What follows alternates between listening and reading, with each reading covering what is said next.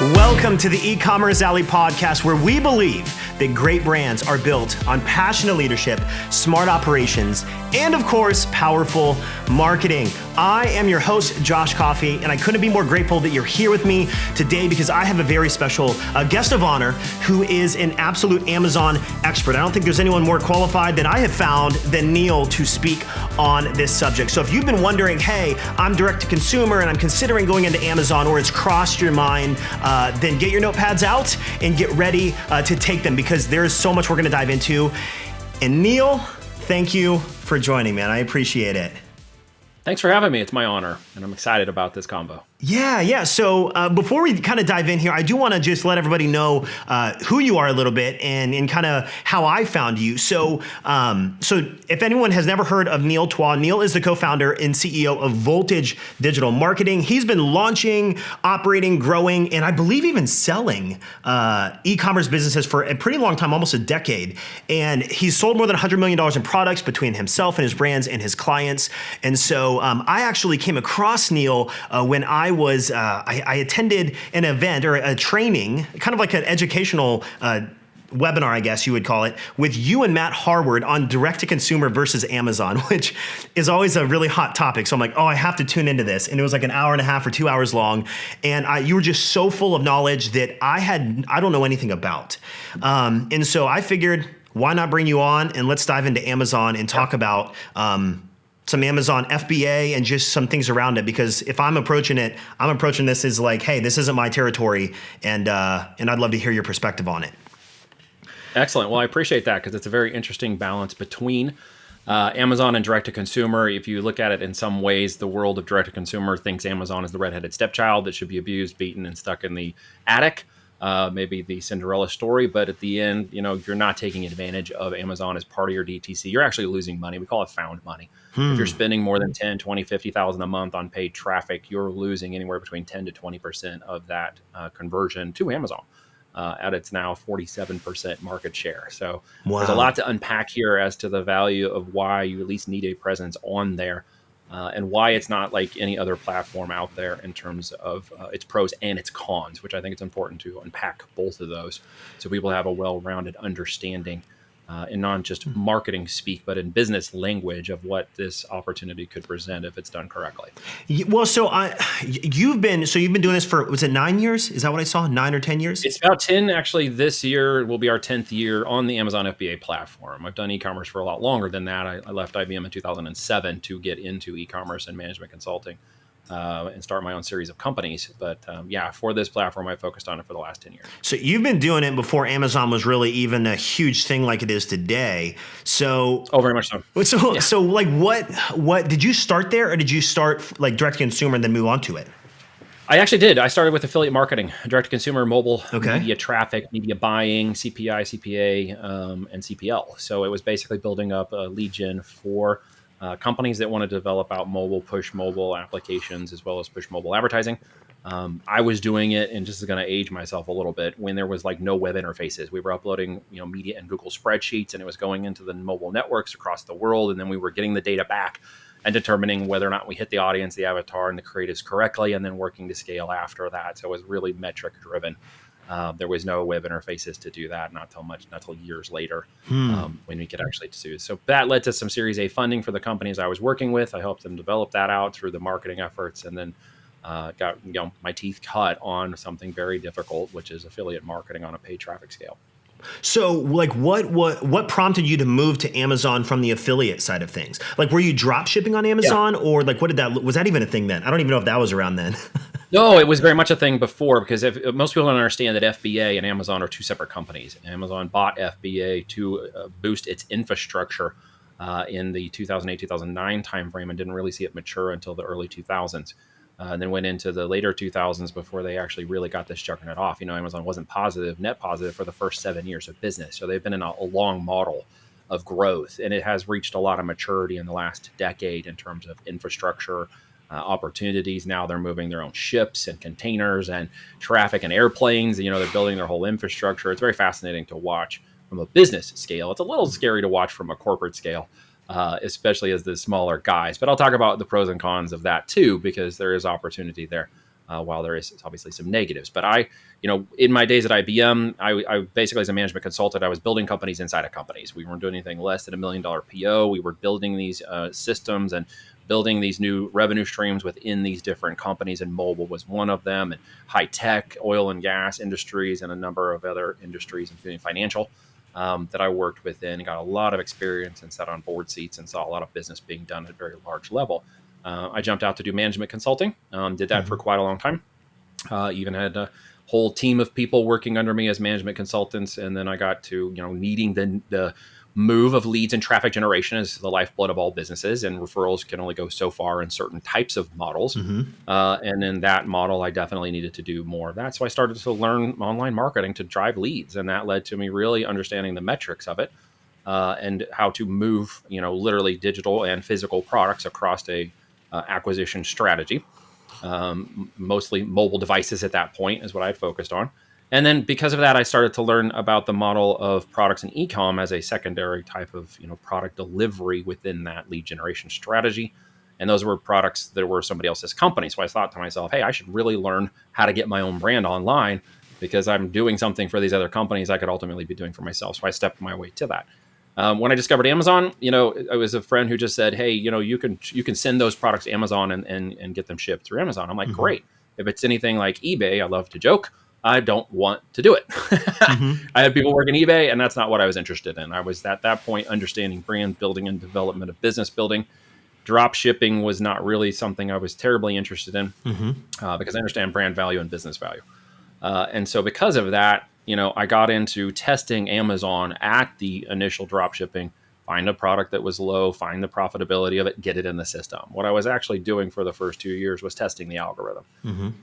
What I had kind of discovered was that algorithm was very familiar in a lot of ways to the algorithms that we had developed in the IBM days. I got to work for a little while at the ARMA group at IBM's Research and Development Lab up there, where they do the 18,000 patents every year.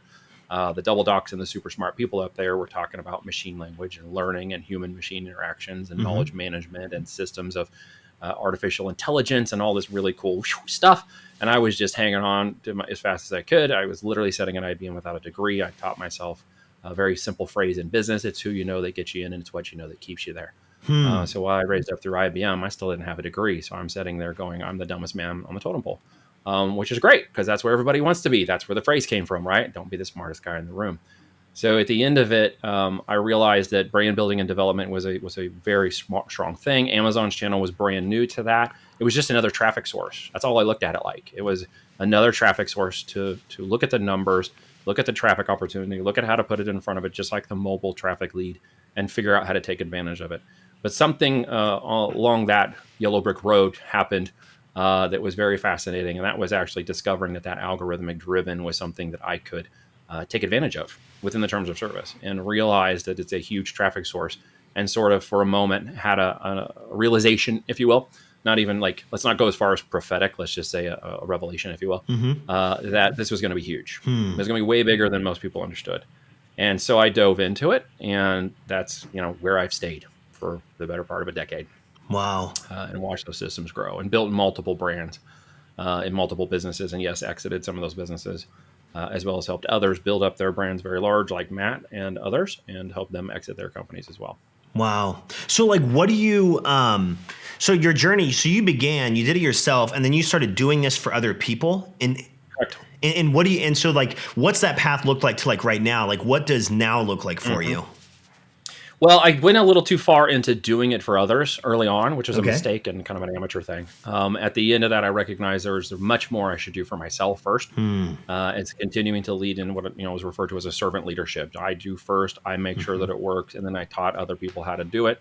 For a little while, that relationship became inverted, so I pulled out of anything related to teaching and coaching people how to do this and just simply focused on the business.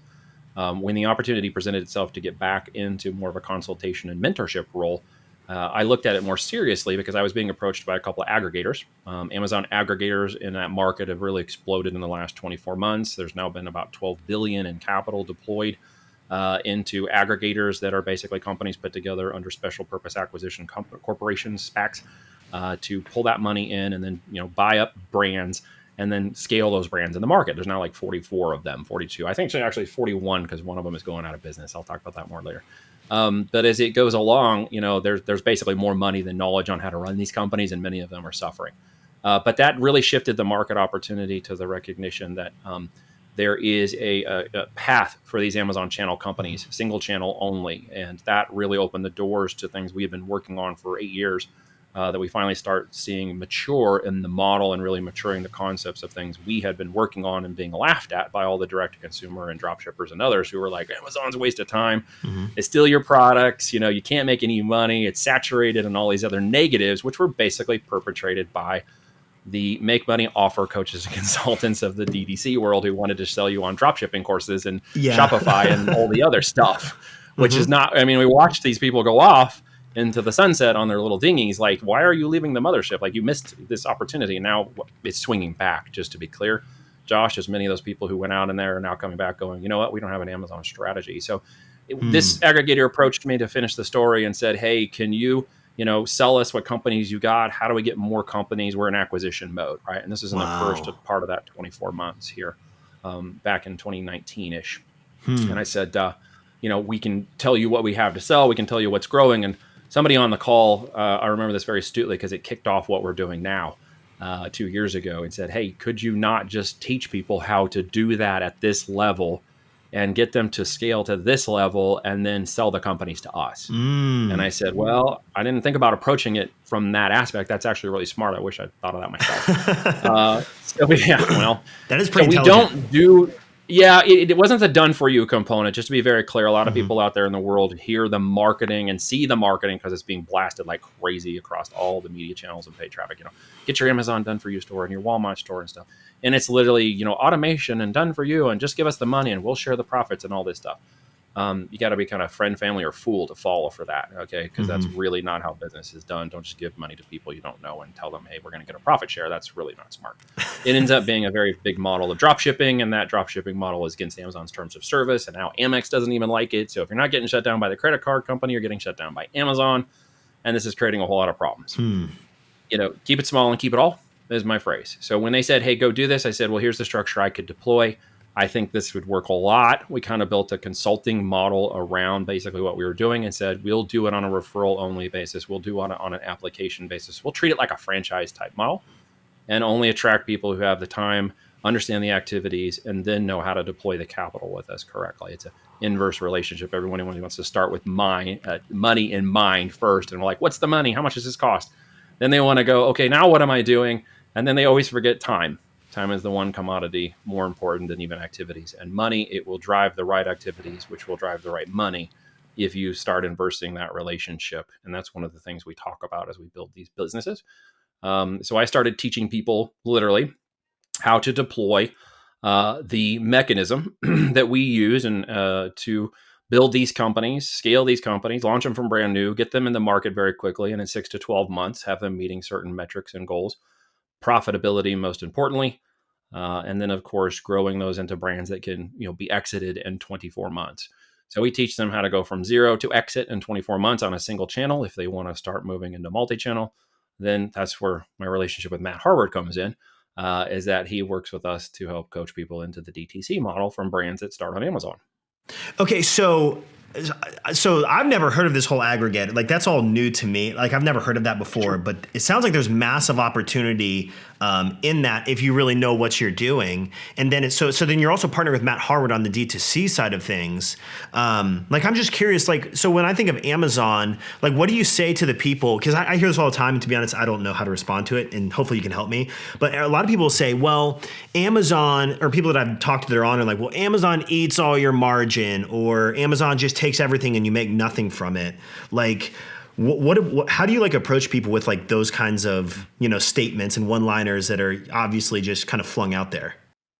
Well, usually I ask them first off, what are your numbers? Are you currently in e-com, and can you tell me what your numbers are? And that's where usually they get tripped up because they won't know their numbers. And if they don't know their numbers, then how can they tell me it's not profitable on Amazon if you don't even know the numbers you're supposed to be running under?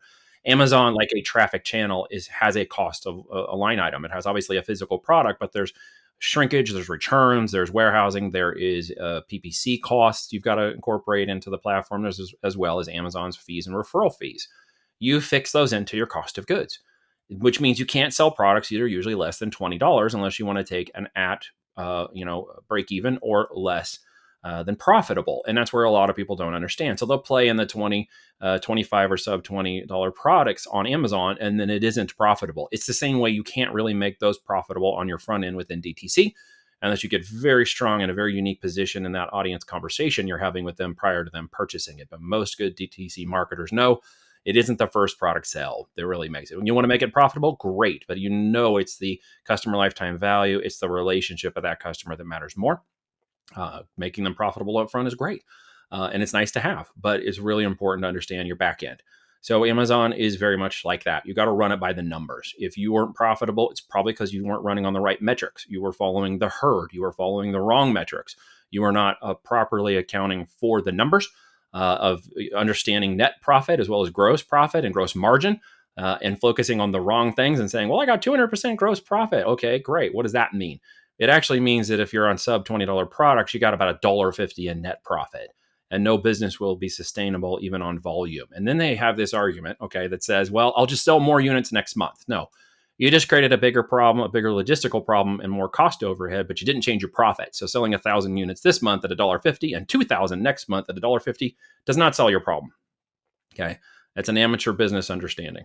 And so, the argument there again is not understanding the numbers. When you put all the numbers together, all right, there should be a specific equation that comes up that literally tells you this is my net profit, all things considered, based on the current 3 to 5 competitors that I can identify in Amazon, which is also great because you can go in and see them, get their estimates and their numbers, and then take a really good look at the numbers and have about an 80% gauge that I can compete profitably or better at profit. So when I go into the market, I'm going to attack those 4 to 5 competitors. I'm going to buy up all their customers. I can do it profitably, and then I can get those people to buy 2 or 3 other products from me. So when you approach it in a different manner, then their argument falls apart, as my daughter would say. It's a straw man argument. So at the end of it, you've got to run it by the numbers. There's no guessing. There's no emotions. So, and I completely agree with that. I think one of the craziest things that I see is like, so we do a lot of Facebook advertising, and Facebook ads and email are the two things we preach to a lot of direct to consumer. Like, organic is slow, it's unpredictable. Your friends and family only buy for so long. You need a predictable source of new customer acquisition. And Correct. I can't even tell you how many people we talk to that are like, they don't even know what their break-even ROAS should be. They don't know what their margin, their blended COGS are. They don't know any of that stuff. What their target ROAS should be in order to have any degree of profit margin, factoring in credit card processing fees and refunds and all those things. So like you mentioned less than $20, there's not a lot. So is there like an ideal price range or product price range that makes sense on Amazon? Absolutely. So there's a whole question to be answered in all of this conversation. And it's what the hell do I sell? It's the first question we always get. It's always the argument about why the numbers don't work and all the objections to Amazon and will they steal my product and is it not profitable? It's all answered by what the hell do I sell? And so this will be multi-part question because at the, there are going to be 2 or 3 other topics we'll tie into this that kind of wrap the whole understanding. Okay. So at the end of this, I'll shortcut the quick answer, then we'll dive into why. You must have a minimum of $12 in profit per unit, net profit per unit on your products to compete in Amazon today. There are 3 tiers. Okay. There are tier 1, tier 2, and tier 3. You can call them low, medium, and high. So these are our customer avatars. All 3 of them are in Amazon. And one of the things I helped Matt understood when he launched his product brand with us was how to take advantage of all 3 of those tiers and do it in a synchronous way in which you are rewarded by the algorithm, the customers follow you, you develop a longer term life cycle, and that will create scalability as well as profitability. So with his results, 90 days, 7 figures, okay? 8 months, 8 months, we went to 5 figures a month, 8 figures in sales, right? 5 million a month. The end result was even before that, there wasn't 125 plus million. I think it's actually closer to 150 million Prime members now, of which 100 million of them, by Amazon's own admission, spend at minimum $1,000 a year. So now that I know that Amazon's customers spend $1,000 in customer lifetime value in a 12-month period, I'm going after that. So to go after that, I have to attract the kind of customer, which is a Prime member, who spends $1,000 a year and get them to spend it with me instead of a customer. So all that data built in means I shortcutted a lot of the questions about the avatar, about the mechanisms that we deploy, and I get down to really understanding what are they buying, is it solution oriented, and what are they willing to pay for it. At that inclination, I could take a product someone would buy at $20 and change the perceived value to a $50 product. Okay. And I can move them into a tier 2 simply by shifting the perception of value to the product. I'll give you an example. When you see this as a business person, you probably see this more like a tool. You see it as a device, a mechanism, a connection, a way to network, a way to build business, do referrals. You may even do sales on it. The average Joe sees it as a way to connect with family, friends, and social media. It's more of an entertainment device. It's used for other purposes. Therefore, its value proposition is very different. Therefore, you and I will take the same device and use it for very different reasons than the tier 1 avatar. Does it make sense where I'm going with this? So if I change So I change the value proposition, I change that aspect, and then I am able actually to compete properly in a brand-driven, customer affinity level sales position inside of Amazon. So then I know that Amazon's referral fees, okay, are just the same as me running a paid traffic campaign. They're a cost of goods. If I have a 30 or 40% cost of goods on Amazon for that product, I can easily eat, and you can tell me this too, 30 to 40% on my cost of goods for my unit on paid traffic, customer acquisitions at this point, right? CPA. I will potentially spend 30, 40 to $60 or more. Heck, I got guys who I know spend $200 to acquire a $35 customer because they know that acquiring that customer to them is worth $1,000 in 12 months. So again, the argument itself falls apart, right? When you start to look at the way the traffic is and getting access to it, right? So then understanding what it is you're actually going to sell and who you're going to sell to, then structures your tier 1, tier 2, tier 3 customer base, where we will be selling in the $30 to $50 range, up to 100 within tier 2 and above 100 into tier 3. Now my profitabilities are definitely above 12. My folks average $20 to $40. Profits can be much higher than that on the front end customer acquisition. And that gives us the buying power to go in and dominate those other 4 brands. Why? Because none of them really understand the marketing. They've only been there, especially if they got 2 to 3 to 4 or 5,000 reviews. They were there first, not because they're the better marketer or they understand the brand or they even understand what they're doing. What we'll find is more often than not, they do not understand any of those things. And so when we come in on a pure business, pure marketing, pure customer acquisition strategy, 3, 6, 9, 12 months from now, we'll own them. We'll become the dominant brand in that niche. Wow. So like from the, so I have a lot of different thoughts around Amazon, and a lot of them are just like, my own theories and like my own thought process. But like when I look at it, like what percentage, I'm just curious, like what percentage of sales do you see typically come from like the organic, getting in the algorithm side and then like the paid side? Like, do you have to have the paid component to really win on Amazon if you're going to go the Amazon route? So yes, is that answer. You do have to have a paid. When you have it, how much you have it is probably more important than having it at all. See, people would argue, PPC is another large cost that you have to take on that will not make Amazon profitable. But when you recognize, obviously, organic search is a big component of the engine that is in that algorithmic platform. And by the way, it's one of the top 3 search platforms outside of Google and YouTube. For people to search on a product. Okay, it's just like top search engine, right? For products, is that understanding that the avatar that's going after that product, why are they there? What are they looking for? And how do I make sure I get in front of them organically? But more importantly, how do I make sure I dominate the visibility of that brand inside the system? And that becomes PPC. So with Amazon's PPC, sponsored brand, sponsored ads, which has videos, the DSP network, if you want to go that far, is available. But sponsored brand and sponsored ads are usually where we go.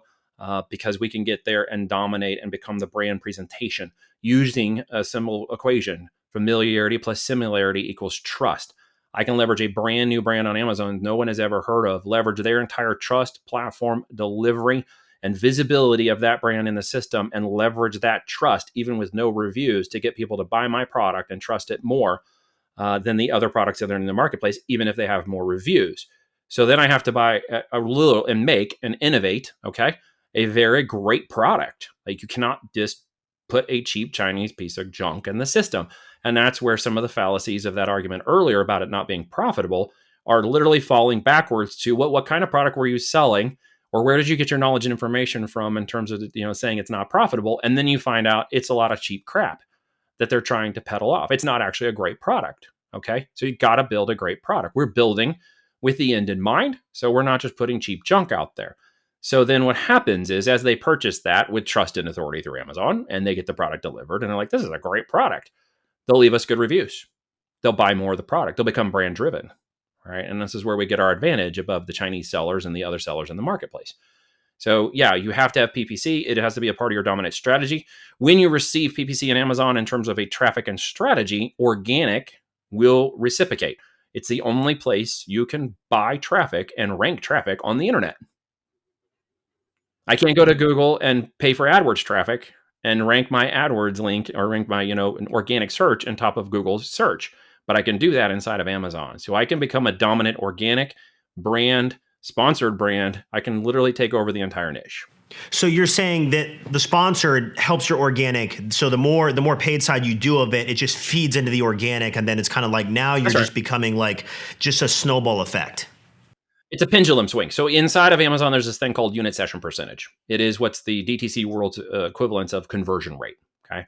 And so that unit session percentage has to meet certain metrics. Okay. If you're below 10%, you're never going to reach page one. And if you do, it's only for a short time while you do some kind of marketing activity. And the moment that marketing activity stops, your rankings fall off the first page and you disappear. And at that point, you're penalized by the algorithm because it figured out what you were doing. If your conversion rates are between 10 to 15%, you can get up to page one, but you won't break into the top five. Other marketing activities will get you there on organic, but you're still going to be struggling to keep that position. And the minute you start slowing down some of those other activities, you'll see your ranking start to go down. Above 20% on listing conversions, USP conversion rates inside of Amazon, you will stay there organically. Your PPC, what's called your A cost, average cost of sale, or your TA cost, your total average cost of sale, is an inverse relationship to your conversion rate. Your organic rankings will go up, your T cost and A cost will go down to a point where once organic reaches a level of control in the system for page one and the keywords you've targeted, I can shut off my ads campaigns. And then when necessary, I can bring them back on to push organic back up to the top and then shut them off again. That is so that's so intriguing to me, because like the fact that you can get it to a certain point and then kind of like you said, pendulum swing, and you're getting that organic up, and then you get to the point where either you shut it off or it's a lot, your advertising is a lot smaller. That's really powerful. Right. You can't do that anymore. Will go up higher, and then you'll see your organic return go up and sales go up, and then your A cost will go down. It will level off. If you're doing a great job with a good product with good profitability, you'll be below 15% A cost. You can even get down to low as 10% during certain times of the year on average. But you can even turn that off later on if you want to. Okay. We have tested this. We've given real world examples to our people because, again, we're selling in the market where we showed them for 2 months. We shut off our incomplete ads for all of our products to spend about $40,000 a month on one business, one campaign. And we watched it, documented it. Everybody was like, holy crap. Why? Because our listings were at the top conversion. So when people argue PPC is expensive against Amazon, what you'll typically go backwards, and I'm probably giving too much away in this conversation, but you'll typically go back and figure out their conversion rates on their product suck. And see, that's a difference in marketing DTC, which is typically looking at a 1 to 3% conversion rate or up to 8% on warm traffic through email, SMS, or other back-end marketing. But that 1 to 3% on the front end is your only controllable metric, right? In that, obviously, you have your ROAS and you have your customer value, but in terms of cold customer acquisition strategy, that's it. My cold customer acquisition strategy fails below 20%. Right? So there's a slipstream of traffic running on Amazon. I like to use this analogy. You're going to the river, you got the kids and family and wife and significant other, and you go down and you're on the beach and you got all your goodies and you're looking at the river going by. Okay. And this river's called Amazon, and you set your little shop up and you set all the kids up right there by the river. So what happens with most people in the marketing world is they sit there and they try to fish their way into the river and coax the river to come over to where they're seated, right? They try all these activities, say, hey, get this river to move over next to me. So some of them figured out, well, I should actually just get in the freaking river because that's where some sales are. That's where the fish are. So I'd actually get in the river. And they stand in the river, and at some point they fish around, they catch a fish, and they're like, hey, I got this one fish. It's working really well. No idea how I caught it. Not even sure why I used that lure. Not even sure why they're buying and what happened and what they were biting on. So I can't replicate it. Right? And this is where Matt loves to get into the automation component of this conversation and how you automate and scale. So the thing about Amazon is, though, there's a current. I call it Amazon slipstream. In that river, there's a current running. And we all know currents are way faster than the rest of the ocean, the rest of the river. Each body of water has one. Amazon is like that. Okay. It's a river flowing along. All right. But inside of it, there are currents. And then these currents are where the real sales are made profitably on Amazon. Amazon does 640 million a day at this time of recording. That's 4,000 units moved every minute. There is slipstreams of traffic running for every one of those products inside of Amazon. Some of those products are moving in the river and they look really good, but the really great ones that a lot of people don't understand are actually moving in the current. And in the current is where we like to play. In the current was something we determined years ago is where we position our products, our value proposition to go literally take the family and go straight into the current. Don't set up on the side. Don't set up in the river. Go in the current.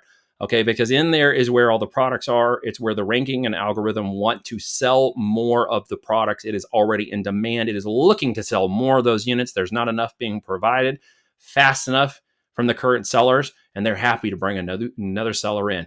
And each one of these currents, we refer to them as nodes inside of this great Amazon filing system, has so many products that are already crushing it on there. And you can become the next product. And by that, you can say, well, there's competition and hyper competition. There's saturation and hypersaturation. Of course, we don't want to go to saturation, hypersaturation. That's called race to the bottom pricing. We want to go into the place where we're in the current with competition and even hyper competition. Why?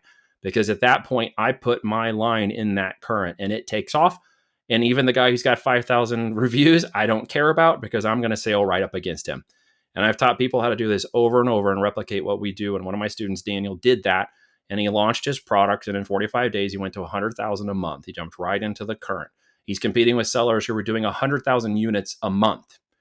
Okay. And he dipped right into that competition. And now he's taking advantage of it. In 16 months, he'll be at 1.2 million in sales in his first year. He jokingly calls himself a dirt farmer because he got a degree in golf course management and a theology degree. He has no experience on Amazon whatsoever. And now he owns a high-end luxury line of products on Amazon that are making him about $40 in profit per unit for every unit sold. He went out and did a vacation thing with his family to Disney World for a day to celebrate the youngest kid of their 4 or 5, I forget how many kids they have, moving into the double digits. And he said on his post, I got, more profit in that day than I spent the GDP of a small country. And I did it all passively while having fun in Disney World with my family. That's the kind of stuff we want to see. He's going to exit that business in the next 12 months. So there are these things that you got to kind of, in time, you start to understand these nuances when you spend enough time living in that environment. So, and that makes so much sense to me. Like, I love the river current analogy. So what's that path? So if I sold products right now, I'm not on Amazon, like what advice would you give me for beginning the journey? Or maybe what questions should I ask to determine if I'm going to get on Amazon? Like what would that path look like? Yes, we went forward a little bit. Let's back up. This is cool. Thank you for that. So the answer to that really is, what are you buying as a consumer to start off with? Now, you're not really the demographic of Amazon. The major demographic of Amazon is women 27 plus. Now, if you start to think about it, if you have a wife or significant other, or a family friend or sister or somebody who fits that demographic, you could probably quickly determine and discover the 2 to 3 or 4 packages that they're buying on their mobile phones every week. Sound about right? And they're showing up on Amazon delivery, and they're in that 100 plus million Prime users who are getting those constant deliveries. They are one of the biggest consumers. So when you look at your own product history, if you could go back into their product history, into their Amazon accounts, go back for the last 90 days, go back for the last 12 months, and just look at all the products that are currently being purchased by them. Okay. The stats from Amazon tell us that 7 out of 10 of those are going to third-party sellers. Okay. Third-party sellers just like us on the platform. So when people argue Amazon is a big, mean corporation, they're forgetting that the majority of the sellers on the platform are third-party sellers. Amazon simply uses the marketplace to do that. And all those 2.5 million plus people are small business owners. Okay. And they're all selling their wares in the marketplace. And so when you know those kinds of numbers, you can go back into your own history and look at all the products. What I go back and use some of the criteria I just set for you. Look at it at the different tiers. Here's the question to ask yourself as you're starting to come up with these ideas. I challenge my people to come up with 500 product ideas in 21 days. 21 days to build a habit, 500 product ideas. Write it down. Do your initial first level research. Okay. It is any product that I've purchased. Okay. And in that purchasing, were they tier 1, tier 2, or tier 3 level products? Okay, that's first level analysis. Just align them up. It shouldn't take you any time to start coming through all these ideas. Most people buy 2 times a week on Amazon, so you're going to have at least 50 products to 100 products right out of the gate, just looking at your own research. And from there, you can start extrapolating farther. Then the tier 2 is to go into the data and the numbers. We talked a little bit about that, and look at the data on step 2 and determine, could it be potentially profitable? Can I go out to just Google Shopping? Can I go to Alibaba.com and see another product? And does it look like it's, first level analysis? Does it look like it's profitable? Okay, we're starting to develop what I call a most product list. Most upside potential, most profit, most opportunity, most potential, most amount of buyers that would resonate with this product. They're typically going to be those higher priced products. And the biggest last question is the solution question. Did I buy it to solve a solution? Was it solving some sort of thing in my life of high perceived value? Was it that, my 10-year-old who was going to school, his backpack was falling off and his books were coming out, so he needed a new backpack. I had to buy him a new backpack. He's going back to school. Those are solutions, right? Those are solutions you're solving. Some are emotional. Most of them have to do with perception of value. Higher perceived value, higher the inclination to buy a product that's worth more. Let me give you an example. If you're going to buy a bike seat, okay, Josh, and you like to bike, there's going down and buying the $19 piece of Chinese crap and sticking it between your legs that you could get at Walmart, okay?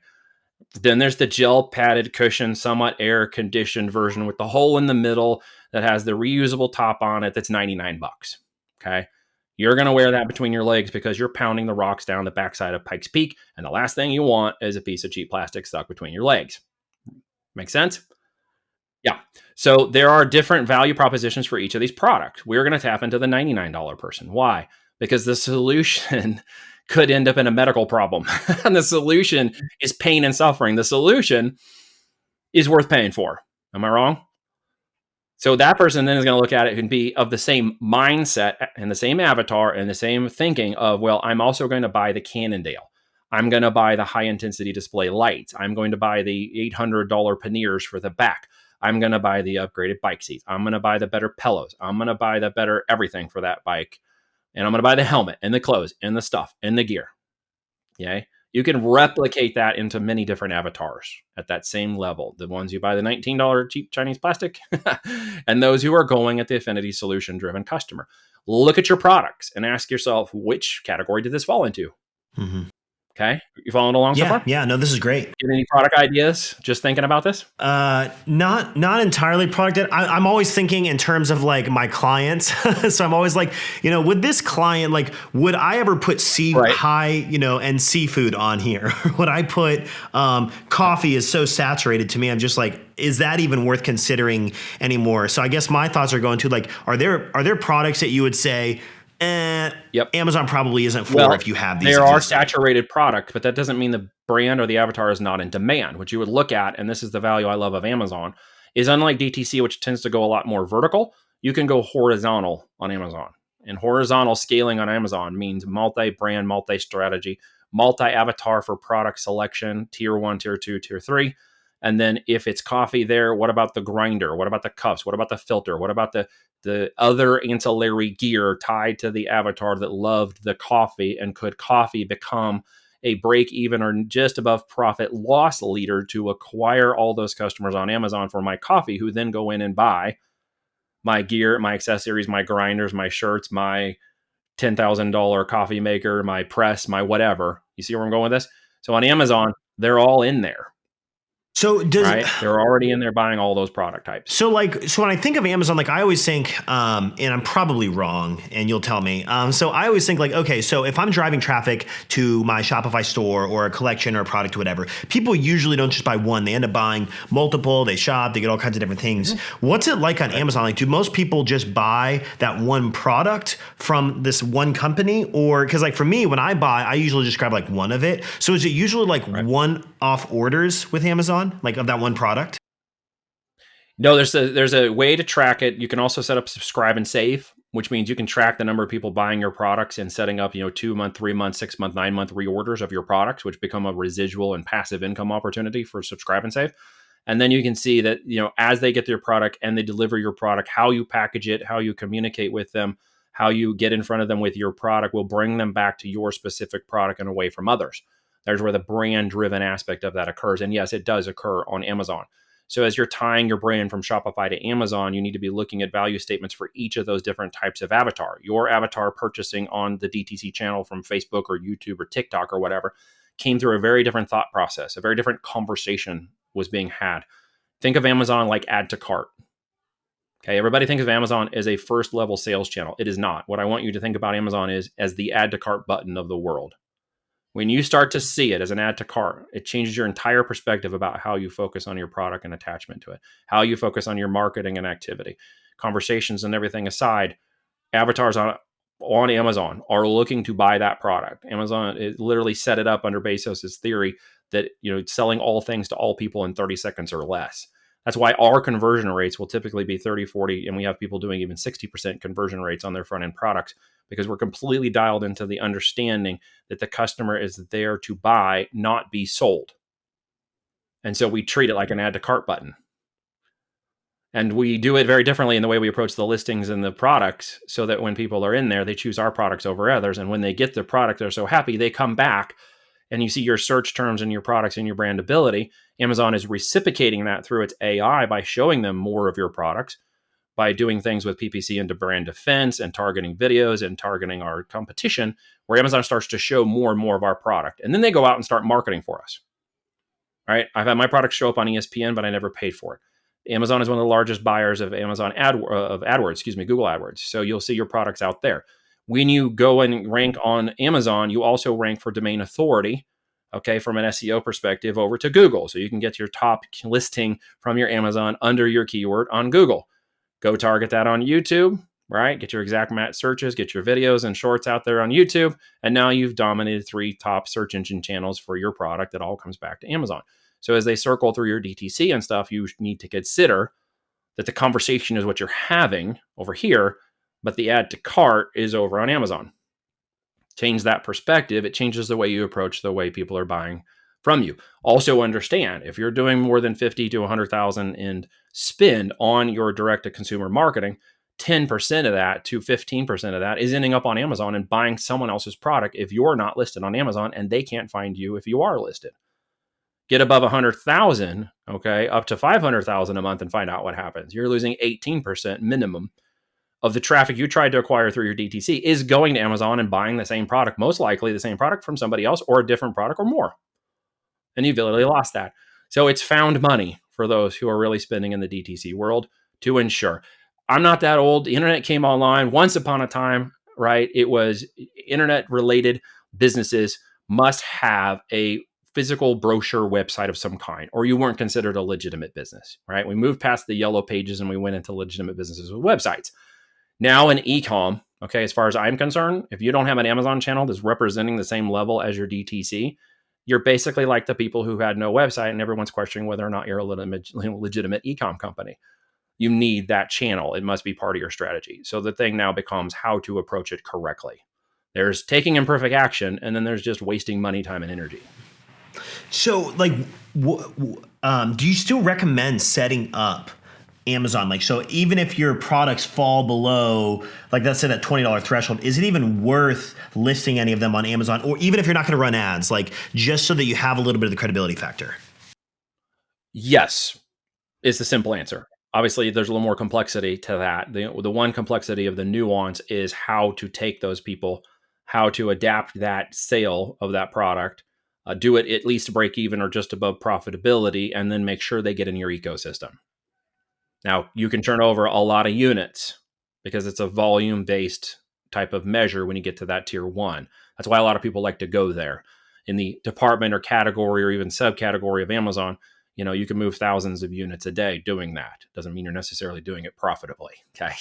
But it gives an opportunity for you to acquire a lot of customers. A couple of strategies that we teach about how to take that and basically make it into a tripwire. Okay. So what about like And that makes a lot of sense to me. Like it sounds like having it on there is good. And I don't know why I go to coffee because I'm like a coffee. I love small batch roasted coffee, and like I'm really super nerdy about it. So all the things about scales and devices and all those things you just mentioned, that's like our whole office here. So like I think about that, and I'm like, well, even if you're to break even, to at least acquire the customer and get them to do the subscribe and save, or get them in the Amazon ecosystem and getting the reviews on there, it builds up that that could help with the organic. So like I see that. I'm curious to absolutely. I'm sorry, say that again. Oh, sorry, not to cut you off. It builds authority while building a pipeline of opportunity, right? Like any tripwire, it isn't the thing you rest the business on. Now, when you say tripwire, what do you mean by that? So obviously the term tripwire is a product or service in which you may sell it at cost or just above break even in order to get a customer into your ecosystem so you can sell them more of the same product at profitability, the upsell side of DTC, or you can sell them additional products or create a higher lifetime value once they're inside your ecosystem. Well, on Amazon, if coffee, for example, isn't necessarily something that you want to compete on a saturated side, if you put it in there, you also need to move the additional products into the marketplace. You need to move the additional types of higher affinity tier 2 products, tier 3 products into the marketplace too. So those who go on coffee, subscribe, and save will also be presented your $99 or $299 grinder that you actually make great profit on, because then you can actually track that if they bought one of your products but didn't come through your marketing and hit your organic, they're now at 100% profit to you. If they came through your marketing, you can also track that too, but now you've acquired them for a second product or even a third product, and now you're actually building an ecosystem of acquisition for your brand. So from an advertising standpoint, like how like Facebook ads is, there's a lot of like just super complex like components to it. Like if you were, and I don't know how familiar you are with Facebook and what you've done there or not, but like how would you compare that from an advertising complexity standpoint to like really learn it and get it off the ground? I did build a brand on Shopify up to 100,000 a month using Facebook traffic, so I'm that familiar with it. But the complexity of it has changed quite a bit. I've got some good friends who do it and live it and are agency driven and are very metric driven and very strong. Not just Matt, but some other folks. It is more, here's the thing. So if I told people, well, if you're really going to attack Amazon, if you're really going to be serious about building a business with brand value, intrinsic value, and you want to scale it, build a legacy, build an empire, or retire, then you're going to need a minimum of 100,000 to go to war in the first 12 months. Okay. A lot of people's heads explode because suddenly they're like, well, why would you spend that much on Amazon? Dude, you can spend $50,000 in the first month of testing on DTC to lock in your brand before you ever make a profitable sale. I've seen that happen too. You could spend 100,000 doing that as well to acquire your avatar, get it dialed in correctly, assume scalability through your ad sets and they don't get shut down, that you don't have problems with your Facebook account and can't get it back, that even if those things all work out well, that you can get the traffic necessary at a profitable conversion. You can blow through $50,000 to $100,000 in paid traffic before you realize that the link was broken or your ad copy and your funnel sucked. Right? So there's a lot more complexity in the mechanics of that system. I skipped that. And when I fell in love with the idea of Amazon, it was because they're $1 trillion enterprise with 1,200 split tests a year on an entire platform that they have managed for the acquisition of 30 seconds or less. I take that all off my plate. So I focus on the business, the avatar, and the logistics component and leave the rest of that to them. I don't have any employees. I don't have any warehouse. I don't mess with any of that. I don't split test anything other than my listings. So at that instance, all I'm doing is tweaking based on knowns, right? I'm tweaking based on known aspects. And what I mean by knowns is the things I know and the things I teach my people are what exactly on your listing creates a 20 to 40 to 50, 60% conversion rate. That has not changed in a decade, dude. That is still the same. You just have to dial it in for your avatar. All the same metrics still have to apply. You just have to get it locked in, like a little combination lock. But with Amazon, it takes a little bit more to do that, whereas paid traffic goes a little faster and you can screw it up just as fast. Amazon takes a little bit more time and patience, which some people don't have. And I understand that. But again, time applied to the right revenue generating activities is really more important. And that comes from understanding the knowledge of how to apply it correctly. So when you deploy your capital, you're not just blowing it. So you're saying in year one, you think you should allocate $100,000, or is there a smaller threshold that people could get in the game with? Yeah, anybody can get in the game for anything smaller, right? You can tell people to go out and say spend $1,000 on their TTC campaign, but you're probably misleading them. The truth is they should have at least a $20,000 minimum testing budget. And correct me if I'm wrong, but that's what I know my friends say when it's time to go to market for your product. If you're going to be serious, if you're really going to drive a 7-figure business and not an internet make money online nonsense, but an actual business of intrinsic value that exits and has exit potential as a real business would, then you're willing to deploy the capital necessary to make it work like a real business. And that means that even in the first 6 months, you might not be profitable. But when things actually turn around fast, they turn around real fast and they go very quickly when done right. So, yes, if you're going to be serious, if you're going to build a brand and you want to exit that company, okay, and you really want the profitability from the exit as well as the cash flow, then yeah, you're going to deploy the capital necessary to test correctly, brand defense yourself correctly, compete in the marketplace, go against top brands and big brands. We beat Amazon every day on its own products and brands. We're not worried about them. We can go head to head with some of the bigger corporate brands as well and beat them because they don't know what the heck they're doing. And so at the end of it, it's really a matter of how to approach the market and use that capital wisely. It's not that we shouldn't deploy it, it's how we deploy it. And there comes back to the 3 reasons why most companies fail, right? Knowledge, funding, or overfunding. And so you've got to make sure you apply them correctly. We work on the knowledge first, and then the money and deployment work second. Well, if you were first starting out like from scratch, like how long would it, and I'm sure it varies based on products and all that, like what kind of work goes in? Like if you were to put like a safe bet of hours just to get off the ground, if you had like, let's say 10 products, you sold DTC already, it really made sense and, passed all the criteria, we got some different tiers taken care of, and you were to move in, like how many hours would it take to get 10 products up, would you say? So I ask all my people to deploy at least a minimum of 15 hours a week to the process of executing. From there, they may spend a little more or a little less, but the average will be around that. Why do I want them to do that? Because I want them to focus on the right activities, the ones that only generate revenue, and throw all this other nonsense off the table, right? Follow the specific critical path to success. It's the same way you climb Everest. Okay, I've been to Everest 15 times.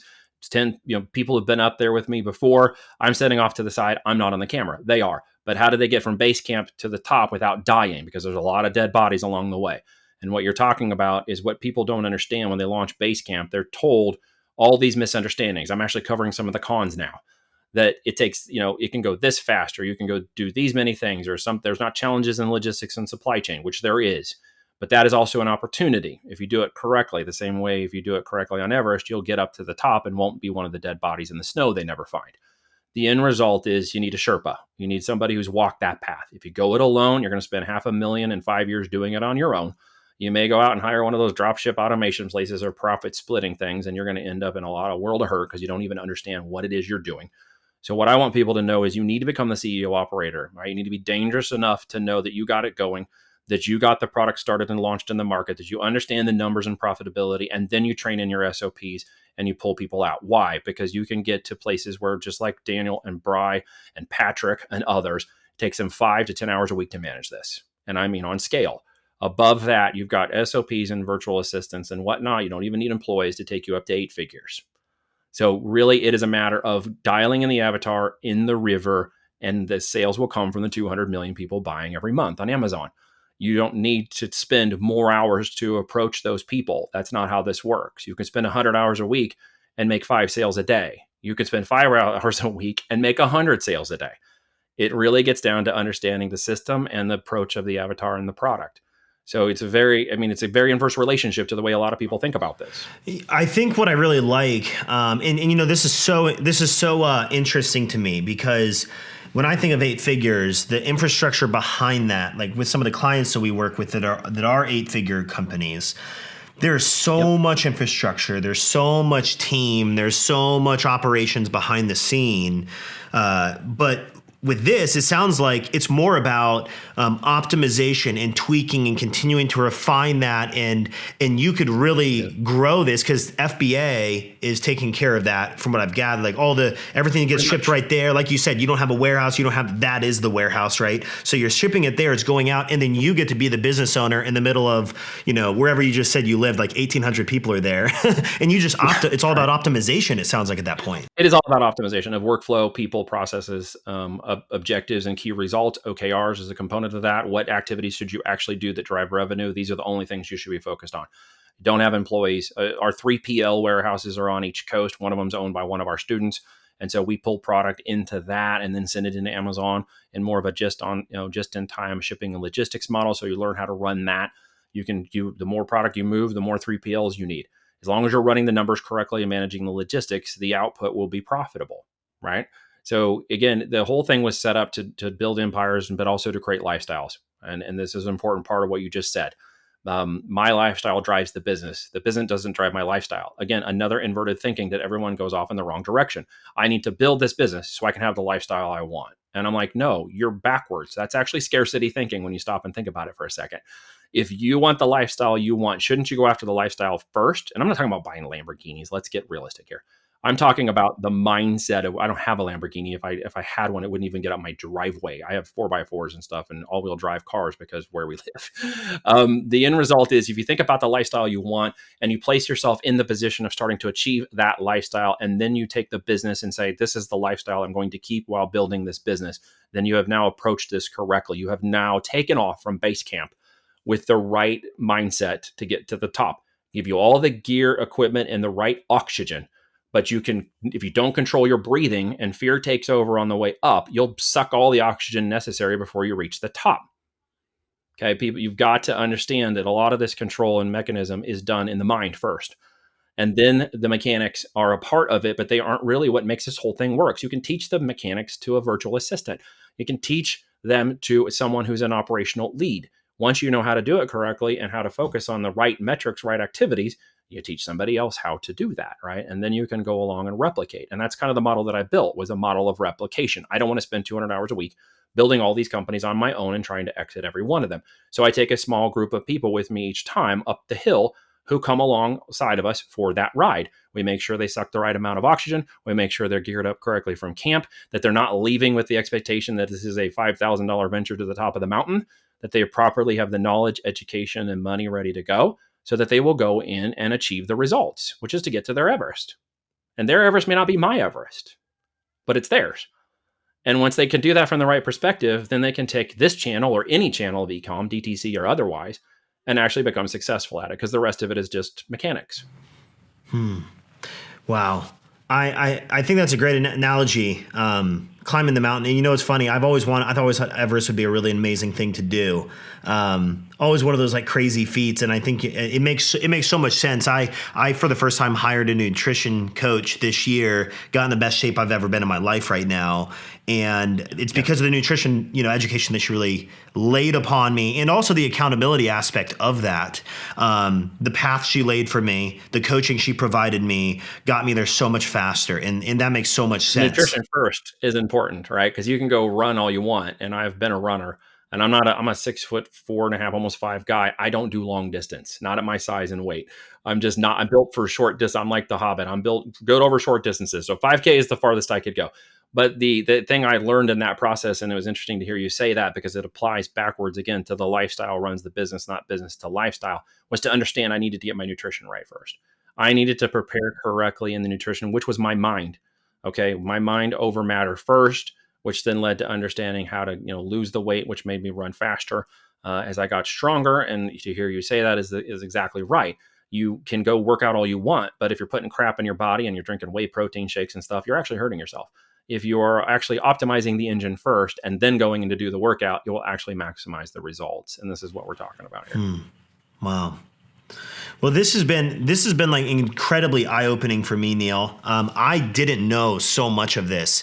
And clearly you've done this so many times. Like, do you have any kind of resources that if we wanted to have anyone go somewhere to get that from you, do you have anything like that? Even like cheat sheet, some kind of a how to get started or video to watch, or like where would you, is there someone you could send people? There's a training series on my website. You can go check it out. There's a free presentation with myself and Kevin Harrington from the Shark Tank, as seen on TV, is one of my partners in our portfolios. You guys can go check that out as well. We've got a training series, a 3-part series you can check out, which will go through each of these topics of what the hell do I sell and buy the numbers correctly. We even give you templates and spreadsheets to help you understand that walk and process yourself. And Then you'll learn why you shouldn't marry your products in Amazon, go steal somebody else's girlfriends instead, because they're all over Amazon. And right, I can go steal all those girlfriends I want, even though I'm married, right? My wife knows this, it's fine. The other part is the Amazon is like a river, but it's also a tree, which is understanding that filing system and the algorithm that actually powers the engine. And it makes no sense to do all the first things correctly and then not understand why you can't get the products to rank or go profitably or get the traffic. That's an important part. And then we wrap all of that topic up in the presentation about the platinum principle, as I refer to it, which is literally building with the end in mind. It's starting that business and foundation correctly, building it through cash flow, and then setting yourself up for exit. Economies 101, right? Inflation has set the precedents for all things, not just today, but money today is worth more than money tomorrow. So as I cash flow these businesses and I take them out to 24 months and stuff, I'm going to exit them and take the maximum value of that profit. And then I'm going to take those shoulders and put them back to work. So I can do that a lot faster with knowledge and education once I go through this the first time. So you can go check me out on social media. You can go look up my last name, TWA. You won't miss me. You can go to voltagedm.com, check out those presentations, and you can understand why we approach this differently from a mentorship perspective. If people contact me, I'll just say this in transparency like I always do. Don't go into a Lexus dealer asking if the $80,000 car can be bought for 10 grand because 4 other people told you it can be bought for 10 grand. That's not how this works, right? You're paying for the experience, not for the time. Okay. So when we get involved, I just want people to be serious about it. It's an application process. It's an invite only thing. Should you contact me and want to learn more, we work with some select people who are usually business owners who want to adapt new streams of income, new streams of revenue, want to move out and understand they want to be a serious player in the market while doing it. That's awesome. Neil, I appreciate you being on. I guess like I would ask you, like, if there was one thing, if you're like, hey, I'm leaving this with everybody, one thing, if you're a direct to consumer, you're not doing Amazon, like what would that be? One thing, if you were not doing direct to consumer and you were going to do Amazon? Yes. Or if they're considering Amazon, like what one piece would you leave everybody with from this? Well, look, the simple fact of the matter is, as a business person, there is always an object of found money within your business, whether you pull it out of the front end marketing and pull profitability from that chain or customer service or the way you approach it, or you pull it from the back office and how you handle the customers or how you manage supply chain and logistics and profitability through your manufacturing. One thing is for sure, if you're not on Amazon the correct way, you're literally losing money. We call it found money. There is money for you to be had. If you're doing more than $100K a month on your DTC channel, or you're on your way to doing that, and you have not opened the channel for Amazon yet, the cost to ratio and the ROI is going to be huge for you. You're going to turn on a new channel of opportunity very quickly by replicating those products into Amazon. So the knowledge here to understand is, if you want to open new revenue streams and you want to go quickly, there's a fast way to do it on Amazon correctly through a critical path of success that will allow you to take advantage of that. And I don't know any business person who doesn't want to open a new revenue stream within their current business model that's not super complex, but can be handled by their operations or even by themselves initially. They wouldn't take advantage of the opportunity if it wasn't presented to them. Cool. Awesome. And I couldn't agree more with that, Neil. I think that anyone who needs to find out more needs to go to your website. And I think they need to look at your stuff because you know what you're doing. Your YouTube is also full with tons of stuff. That's the other thing too. And we'll do a quick redirect of that. Actually, if you guys go to alleypodcast.com/Neil, we'll just direct them to your YouTube for real simplicity there. But you've been listening to the E-Commerce Alley podcast produced by the legendary Dylan Counts. Neil and I are grateful that you guys listened in, that you tuned in. Hopefully you got something out of this.